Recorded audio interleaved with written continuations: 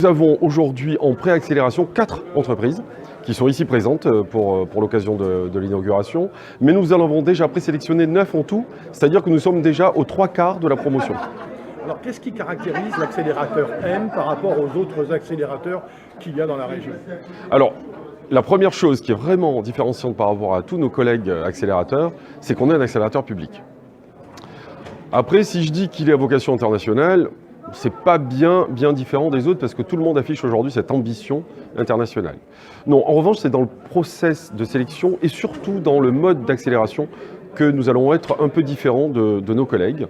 Nous avons choisi des thématiques qui sont complémentaires aux leurs, donc la mer, les ports, l'économie bleue, les industries culturelles et créatives et la qualité de vie et l'urbanisme en Méditerranée, autrement dit la Smart City. Ce sont des thématiques qu'on pourrait retrouver, si on liste les champs d'application, dans d'autres accélérateurs. Mais là où on se différencie vraiment, c'est les 3 leviers d'accélération. Il y en a 2 qui sont très classiques que tous les accélérateurs utilisent, enfin active en tout cas, c'est l'accès au financement et bien sûr le business développement. Le 3e, on y tient beaucoup parce qu'on va faire un travail assez important auprès des entrepreneurs, c'est les valeurs et ressources humaines.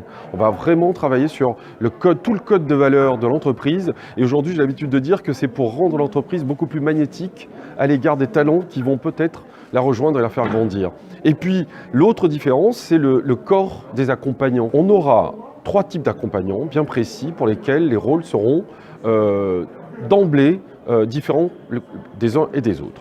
L'expert, lui, va venir conseiller et va surtout impacter la performance de l'entreprise. Le mentor, lui, va venir inspirer l'entrepreneur et va impacter justement la performance de l'entrepreneur. Et le coach, lui, va travailler et avec les accélérés, donc les coachés pour le coup, mais aussi en intervision avec les mentors et avec les experts pour mesurer au jour le jour, à la semaine, au mois, va mesurer la performance de l'accélération. L'accélération va durer 4 mois. Nous allons ouvrir 2 promotions en 2019 et nous ferons un retour d'expérience et nous pivoterons, parce que nous sommes une start-up publique, nous pivoterons si nécessaire en 2020 avec peut-être non pas des cohortes, mais une accélération au fil de l'eau. Vous avez dit que c'était un accélérateur public. Cela dit, l'ambition, c'est que d'ici à 3 ans, vous puissiez éventuellement obtenir des capitaux privés? C'est ça, c'est ça. On veut faire évoluer le modèle. Aujourd'hui, pour l'essentiel, les membres du conseil d'administration et donc de la gouvernance de l'accélérateur sont des institutions ou des collectivités publiques.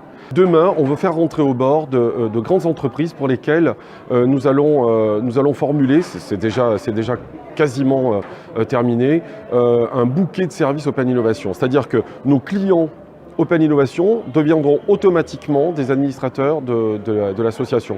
Et même l'association en soi, alors je m'avance peut-être un peu, mais on réfléchit éventuellement à faire évoluer notre modèle et notre véhicule juridique. Peut-être qu'en 2020, on ne sera plus une association, on sera peut-être autre chose, donc on verra bien. Le but, vous l'avez formulé, c'est à 3 ans d'équilibrer nos comptes, notre budget, pour arriver à peu près à 50% public, 50% privé.